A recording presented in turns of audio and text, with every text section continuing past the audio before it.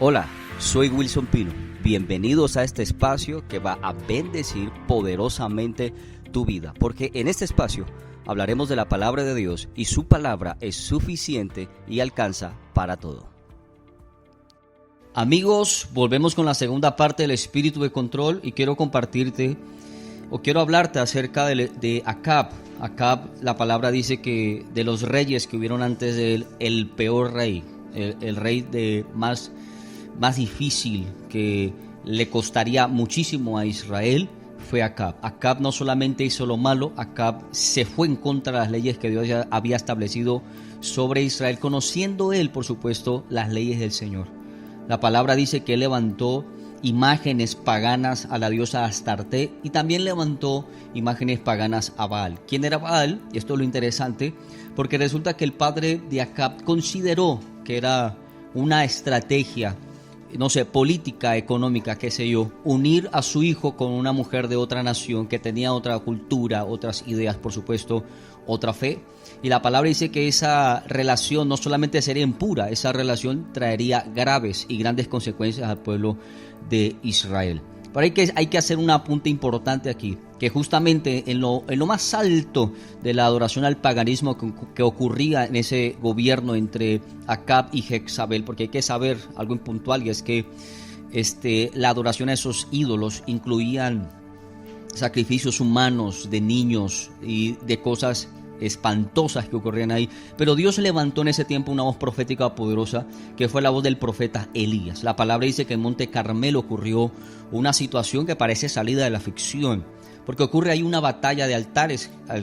Lo que sucede ahí, cuál es el verdadero Dios, lo que dice la palabra, y resulta que finalmente el profeta Elías termina quitándole la vida a cientos de profetas que adoraban a Baal. Es una forma de decir o de enseñarnos que nunca la palabra de la apostasía, de la falsa profecía puede prosperar cuando una verdadera voz profética se levanta. Eso es lo que quiero decirte. Sobre la tierra se levantará una voz profética que unirá naciones, familias, iglesias, porque hay que saber que en los tiempos difíciles que vienen sobre el mundo, el Señor también levantará una iglesia poderosa. La palabra de Dios en 1 de Reyes 21:25 dice: a la verdad ninguno fue como Acab, que se vendió para hacer lo malo ante los ojos de Jehová, porque Jezabel, su mujer, lo incitaba. Ahora, quiero ir a un punto importante. ¿Quién era Jezabel? Jezabel, desde un punto de vista espiritual, es una fuerza espiritual diabólica que trata de engañar, manchar y de destruir las autoridades de Dios. En otras palabras, Jezabel es un principado que coopera con espíritus de religión, de manipulación, de control, de lujuria, de perversión y de ocultismo. Y hay algo interesante entre todas esas entidades espirituales, y es que todo surge, o más bien todo termina en un solo punto, que es todos ellos operan bajo la luz de la manipulación y el control. Ojo a esto. En otras palabras, el espíritu de Jezabel gobierna, cogobierna o hace alianzas con otros espíritus de la misma característica. La palabra del Señor dice que Jezabel, que en ese tiempo gobernaba o cogobernaba con su esposo, cambiarían lo santo por lo profano. La palabra dice que Jezabel, siendo una mujer, por supuesto, en ese tiempo de la Escritura, practicaba la prostitución, el adulterio y también la hechicería. Tremendo, ¿no? Me gusta lo que la palabra en 2 de Reyes 9:22 dice, porque la palabra dice ahí que se levantó un hombre llamado Jehú. Jehú es el tipo de hombre, de mujer, de hombres, de jóvenes y de niños que serán levantados en ese tiempo, que no tendrán miedo de la confrontación. Y la palabra dice en 2 de Reyes 9:22 que Jezabel le dice: vienes como amigo, y dice la palabra que Jehú le contesta: ¿cómo puedo ser amigo tuyo si tu madre sigue adorando a los ídolos y haciendo brujerías? Aquí está hablando uno de los hijos de Jezabel, justamente cuando Jehú va a la confrontación y va a destruir ese gobierno de Jezabel, de su esposo y de mucha gente que cogobernaba o que ellos habían alcanzado a influenciar.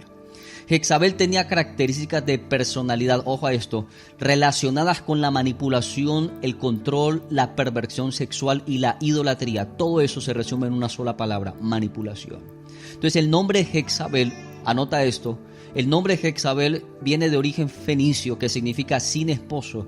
En otras palabras, gobernaba con su esposo, pero la verdad quien gobernaba era ella, porque para ella la sumisión a un hombre, la sumisión a una autoridad no era posible, porque operaba en esta persona un espíritu de manipulación. Por eso hay que saber que para ella el matrimonio no significaba nada, sino solamente un medio para lograr todas sus estrategias y todas sus artimañas. Amigos, quiero decirte esto: el matrimonio es una figura de respeto y de sumisión mutua.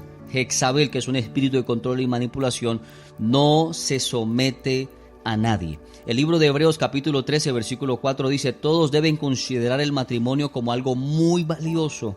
El esposo y la esposa deben ser fieles el uno al otro, porque Dios castigará a los que tengan relaciones sexuales prohibidas y sean infieles en el matrimonio. Amigos, tenemos que volver nosotros a los caminos no solamente del Señor, sino aprender a ejercer una autoridad sana, no con la influencia de un espíritu de control y de manipulación.